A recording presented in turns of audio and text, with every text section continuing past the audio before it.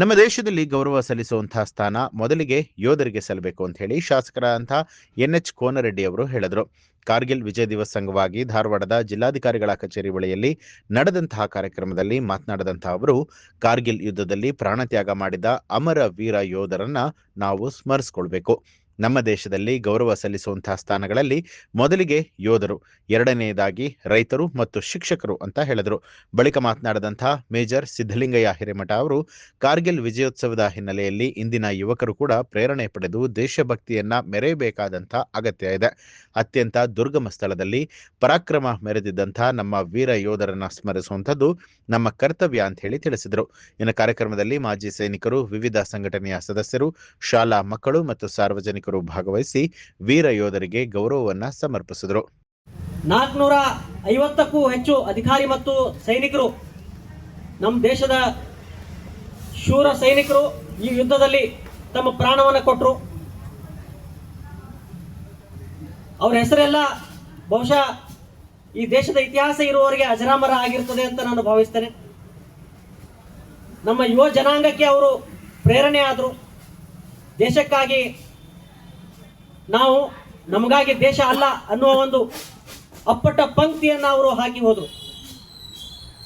ನನಗೂ ಸಹ ಸೈನ್ಯ ಸೇರಲಿಕ್ಕೆ ಅದೇ ಪ್ರೇರಣೆ ಆಯಿತು. ವಿಶೇಷವಾಗಿ ಜಮ್ಮು ಆ್ಯಂಡ್ ಕಾಶ್ಮೀರ್ ರೈಫಲ್ಸ್ ರೆಜಿಮೆಂಟ್ನ ಒಂದೇ ಯೂನಿಟ್ಗೆ 2 ಪರಮವೀರ ಚಕ್ರ ಆ ಯುದ್ಧದಲ್ಲಿ ಸಿಕ್ತು. ಕ್ಯಾಪ್ಟನ್ ವಿಕ್ರಮ್ ಬತ್ರಾ ಅವರು ಒಂದು ದಂತಕಥೆಯೇ ಆಗಿ ಹೋದರು. ಅತ್ಯುನ್ನತ ಏನು ಪರ್ವತ ಶ್ರೇಣಿಗಳಿತ್ತು, ಆ ಶ್ರೇಣಿಗಳನ್ನು ಬಹಳ ಕಡಿದಾದ ಪರ್ವತ ಶ್ರೇಣಿಗಳು, ಅತ್ಯಂತ ಚಳಿ, ಮೇಲೆ ಪಾಕಿಸ್ತಾನದ ಕುಳಿತು ಗುಂಡು ಹಾರಿಸ್ತಿದ್ರೆ ಕೆಳಗಿಂದ ಮೇಲೆ ಹತ್ತೋದು ಬಹಳ ಕಷ್ಟ ಇತ್ತು. 13, 14 ಸಾವಿರ, 15 ಸಾವಿರ ಅಡಿ ಭೂಮಿ ಸಮುದ್ರ ಮಟ್ಟಕ್ಕಿಂತ ಎತ್ತರ ಪ್ರದೇಶದಲ್ಲಿ ಆಮ್ಲಜನಕ ಕೂಡ ಬಹಳ ವಿರಳ ಇರ್ತದೆ. ಮಕ್ಕಳೇ, ನಿಮಗೆಲ್ಲ ಗೊತ್ತಿರಬಹುದು, ಈ ಪರ್ವತಾರೋಹಿಗಳು ಹೋಗ್ಬೇಕಾದ್ರೆ ಅವರು ಆಕ್ಸಿಜನ್ ಸಿಲಿಂಡರ್ ತಗೊಂಡು ಹೋಗ್ತಾರೆ. ಮೌಂಟ್ ಎವರೆಸ್ಟ್ ಹತ್ತೋದೆಲ್ಲ ನೋಡಿರ್ತೀರಿ ನೀವೆಲ್ಲ. ಸೊ 5,000 ಮೀಟರ್ಗೆ ಆಮ್ಲಜನಕ ವಿರಳ ಆಗ್ತದೆ, ಉಸಿರಾಟ ಕಷ್ಟ ಆಗ್ತದೆ, ಆಯಾಸ ಬಹಳ ಬೇಗ ಆಗ್ತದೆ. ಅವರು ಆಲ್ರೆಡಿ ಮೇಲೆ ಕುಳಿತು ಗುಂಡು ಹಾರಿಸ್ತಿದ್ರು, ನಮ್ಮ ಚಲನವಲನ ಎಲ್ಲ ನೋಡ್ತಿದ್ರು. ಅದರ ವಿರುದ್ಧ ಇವರು ಹತ್ತಬೇಕಾಗಿತ್ತು. ಅದು ವಿಶೇಷವಾಗಿ ರಜಪೂತಾನ ರೆಜಿಮೆಂಟ್, ನಂತರ Sikh regiment, Naga regiment, Garhwal regiment, JAK rifles ಬಹಳ ಮಹತ್ವದ ಪಾತ್ರ ಆ ಯುದ್ಧದಲ್ಲಿ ವಹಿಸಿದರು. 2 ವಾರ ಹಿಂದೆ ನಾನು ಸಹ ನನ್ನ ಕುಟುಂಬ ಸಮೇತ ನಾನು ಕಾರ್ಗಿಲ್ಗೆ ಹೋಗಿ ಬಂದೆ. ಕಾರ್ಗಿಲ್ ವಾರ್ ಮೆಮೋರಿಯಲ್ಗೆ ಹೋಗಿ ನನ್ನ ಶ್ರದ್ಧಾಂಜಲಿಯನ್ನು ನಾನು ಸಮರ್ಪಿಸಿ ಬಂದೆ. ನನ್ನ ಮಕ್ಕಳನ್ನು ಕರ್ಕೊಂಡು ಹೋಗಿದ್ದೆ ನಾನು. ಯಾಕಂದರೆ ಎಲ್ಲಿ ನಾನು ಕೆಲಸ ಮಾಡಿದೆ, ಎಲ್ಲಿ ನಮ್ಮ ಸೈನಿಕರು ದೇಶಕ್ಕಾಗಿ ತಮ್ಮ ಪ್ರಾಣವನ್ನೇ ಕೊಟ್ಟರು, ಆ ಒಂದು ಭಾವನೆ ಮಕ್ಕಳಿಗೆ ಮೂಡಲಿ ಅನ್ನುವ ಒಂದು ಆಸೆ ನನ್ನದಾಗಿತ್ತು. ಈ ಕಾರ್ಗಿಲ್ ಯುದ್ಧದ ದಿವಸ ತಾವೆಲ್ಲ ಆ ಹುತಾತ್ಮರಿಗೆ ಗೌರವವನ್ನು ಸಲ್ಲಿಸ್ತಕ್ಕಂಥ ಕಾರ್ಯಕ್ರಮವನ್ನು ಮಾಡ್ತಾ ಇದ್ದೀವಿ.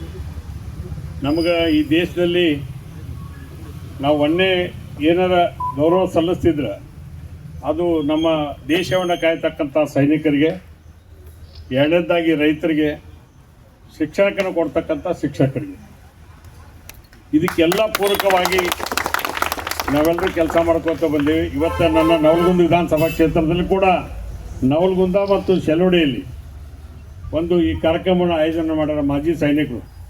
ನಮ್ಮಲ್ಲಿ ದೊಡ್ಡ ಸಂಖ್ಯೆಯಲ್ಲಿ ಅವರೆಲ್ಲರೂ ಭಾಳ ಗೌರವದಿಂದ ಇವತ್ತು ಮಾಡ್ತಕ್ಕಂಥ ಕೆಲಸವನ್ನು ಮಾಡೋದಕ್ಕೆ ನಾನು ಕೂಡ ಒಬ್ಬ ಶಾಸಕನಾಗಿ ಭಾಗವಹಿಸ್ಬೇಕಂತ ಪ್ರಯತ್ನ ಇರ್ತೈತಿ. ಹಿಂದೆ ಮೋಹನ್ ನಾಗಮ್ಮನವರು ಅದೆಲ್ಲ ಸೇರಿಕೊಂಡು ನಮ್ಮನ್ನು ಇಲ್ಲಿ ಇನ್ವಾಲ್ವ್ಮೆಂಟ್ ಮಾಡಿಸಿದ್ರು. ಅವಾಗ ಒಂದು ಕಾಲದಾಗ ಇಲ್ಲ ಇದು ಕಟ್ಟಲೇಬೇಕನ್ನೋಂಥದ್ದು ವಿಷಯೊಳಗೆ ಭಾಳ ಜನ ಹಿರಿಯರದಕ್ಕೆ ಸಹಕಾರ ಮಾಡಿರಿ. ಇವತ್ತು ಒಂದೇ ಒಳ್ಳೆ ಸ್ಕೂಪ್ ಕಟ್ಟಿ ಇವತ್ತು ದೇಶಕ್ಕೆ ಒಂದು ಅಭಿಮಾನ ಎತ್ತಿ ಹೇಳ್ತಕ್ಕಂಥದ್ದು. ಧಾರವಾಡದಲ್ಲಿ ಕೂಡ ನಮ್ಮ ಈಗ ಕಾರ್ಗಿಲ್ ಯುದ್ಧದಲ್ಲಿ ಮೃತರಾದವ್ರಿಗೆ, ಹುತಾತ್ಮರಾದವ್ರಿಗೆ ಗೌರವ ಸಲ್ಲಿಸ್ತಕ್ಕಂಥ ಕಾರ್ಯಕ್ರಮನ ಆಯೋಜನೆ ಮಾಡಿರಿ. ಅವರ ಮಾರ್ಗದರ್ಶನ ವ್ಯವಸ್ಥೆ ನಮಗೆಲ್ಲರಿಗೂ ಮಾರ್ಗದರ್ಶನವಾಗಲಿ ಅನ್ನುವಂಥ ಮಾತನ್ನು ಹೇಳಿ ತಮಗೆಲ್ಲರಿಗೂ ಶುಭ ಕೋರಿ ನನ್ನ ಮಾತನ್ನು ಮುಗಿಸ್ತೇನೆ. ನ್ಯೂಸ್ ಅಲರ್ಟ್, ನಿಮ್ಮಿಂದ ನಿಮಗಾಗಿ.